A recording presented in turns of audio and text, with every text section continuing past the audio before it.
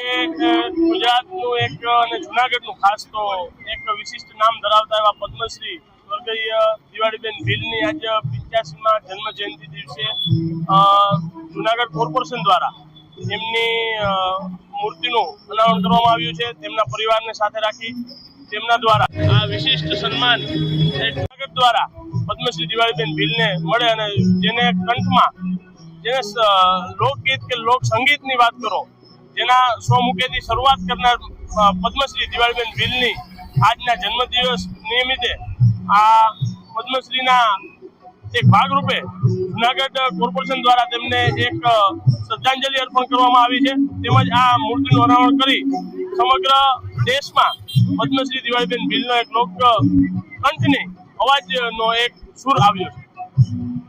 જુનાગઢ અને મહાનગરપાલિકાનો ખૂબ ખૂબ આભાર માનું છું।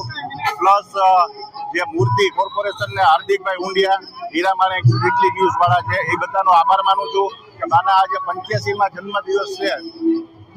જુનાગઢની અંદર આની મૂર્તિનું સ્થાપન કર્યું છે એ બદલ ખૂબ ખૂબ આભાર।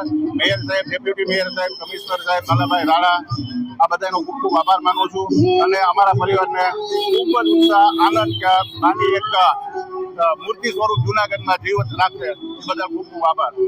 પરિવાર કેવો લાગણી અનુભવે? બહુ જ આનંદ છે, બહુ જ આનંદ છે સાહેબ।